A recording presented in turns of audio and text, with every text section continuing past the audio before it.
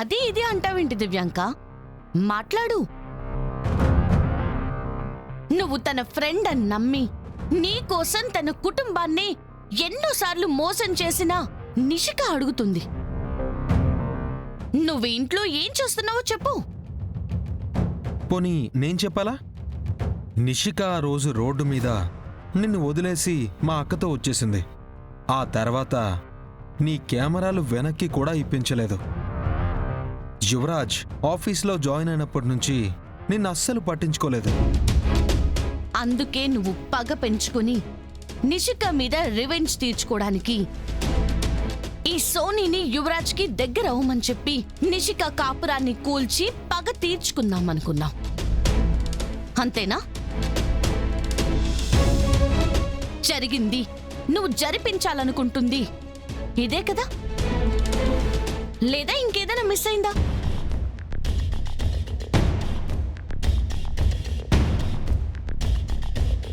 చెప్పా కదా నిషి, సోనీ యువరాజ్ని ఇదంతా చూస్తుంటే ఏదో డౌట్గా ఉంది. నువ్వు కూల్గా ఉండు, అసలు జరిగిందేంటో కనిపెడదామని చెప్పాను కదా. జరిగింది జరుగుతుంది ఇది. నిషి, జగదాత్రి అబద్ధం చెప్తుంది. నేను నీకు అన్యాయం చేయాలని చూస్తానా? అయినా నువ్వేంటి అదేదేదో మాట్లాడుతుంటే?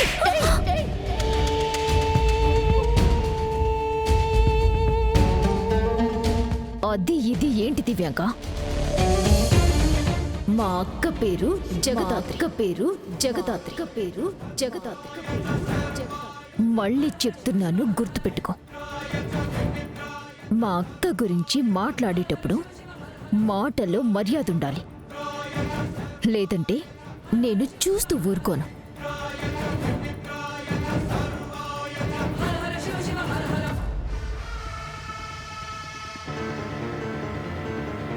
పాముకి పాలు పోసి పెంచినా అది మనిషి మీద విషం చిమ్మి ప్రాణాలు తీసే గుణాన్ని మార్చుకోలేదని మర్చిపోయా.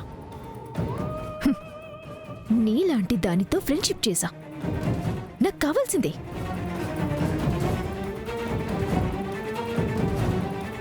ఈ సోనీ వెనుక ఉంది నువ్వా? ఇదంతా ఎందుకు చేశావో నాకు తెలీదు. ఇంకొకసారి నా జోలికి కానీ నా ఫ్యామిలీ జోలికి కానీ వస్తే చెప్పేస్తా. యువరాజ్, యువరాజ్, లే యువరాజ్, లే. పద, జాగ్రత్త.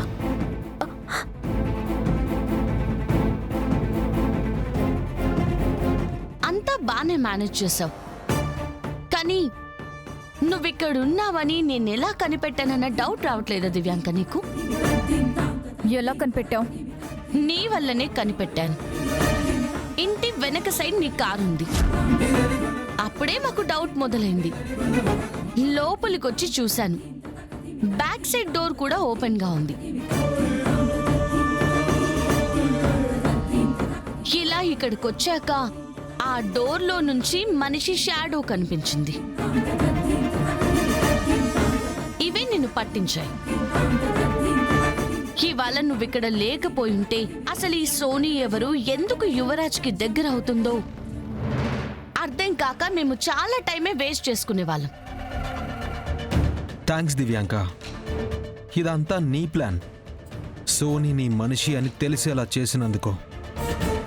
నిషి కొట్టిన కొట్టుడికి ఆ చెంప బాగా ఎరుపెక్కినట్టుంది. కొంచెం చూసుకో మరి. మళ్ళీ మా ఫ్యామిలీ జోలికొస్తే ఏమవుతుందో నా చెల్లి క్లియర్గా చెప్పింది కదా. గుర్తు పెట్టుకో దివ్యాంక.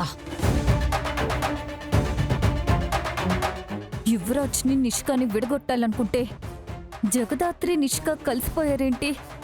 ఆ ఇద్దరు ఒక్కటైతే నేను నిషిక మీద ఎప్పటికీ పగ తీర్చుకోలేను. నన్ను అవమానించినందుకు నిషిక కాపురాన్ని కూల్చేద్దామనుకున్నాను. అలాంటిది ఇప్పుడు నిషిక నన్ను కొట్టింది. నేను అస్సలు వదిలిపెట్టాను నిషిక. వాళ్ళకి విషయం అంతా అర్థమైపోయింది కదా మ్యామ్. ఇక నన్ను జాబ్లో ఉంచుతారా?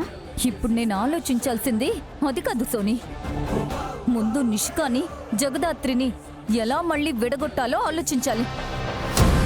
నిషికాకి ఎలా దగ్గర అవ్వాలో ఆలోచించాలి. నిషిక మారకపోతే ఇక మనం ఆ నిషికాని ఏమీ చేయలేము. నిషిక ఆవేశపడకుండా ఆలోచించడం మొదలు పెడితే నిషిక వల్ల నాకు ఏ యూజు ఉండదు. ఏదో ఒకటి చెయ్యాలి, నేనే చెయ్యాలి.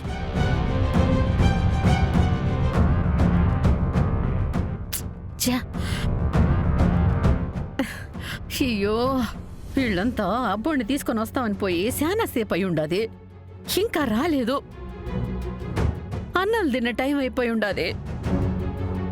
ఏ నిమిషమైనా కౌశికి కిందకొచ్చి అందరూ యాడా అని అడుగుతాది. ఇప్పుడు అమ్మకి ఏం సమాధానం చెప్పాలా? నా మొగుడు నా మీద ఎప్పుడెప్పుడు ఎగిరి పడదామని ఎదురు చూస్తూ ఉంటాడు. ఇప్పుడు కానీ ఈ విషయం మనిషికి తెలిస్తే ఈడు దుంకాడ లేస్తాడు. ఏ విషయం తెలిస్తే? నా అబ్బోడు గురించి తెలిస్తే. మళ్ళీ ఏం చేశాడు నీ పుత్రరత్నం? అబ్బోడు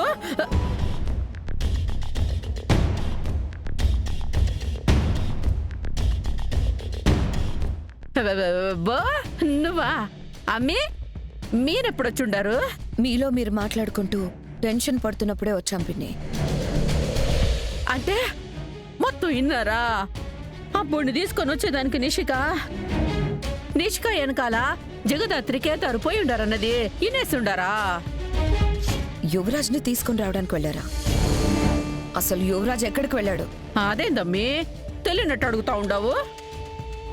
అంటే మీరేం లేదా? వినలేదు, ఇప్పుడు నువ్వు చెప్తేనే తెలిసింది. చీనా బతుకు, అన్నిటికీ తొందరే నాకు. చెప్పండి పిన్ని, యువరాజ్ ఎక్కడికి వెళ్ళాడు?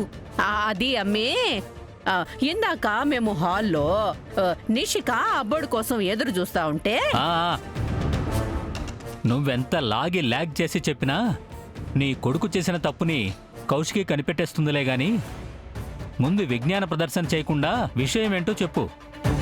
చెప్పండి పిన్ని, చెప్పండి పిన్ని, చెప్పండి పిన్ని. యువరాజ్ ఎక్కడికి వెళ్ళాడు? అదే అమ్మీ, అదే అబ్బోడు ఆఫీస్ అయిపోయాక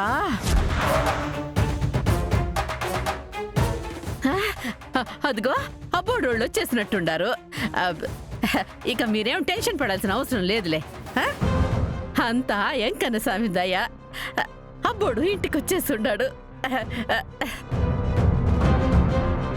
అది కంగారు పడుతూ మనల్ని టెన్షన్ పడొద్దని చెప్తుందేంటమ్మా?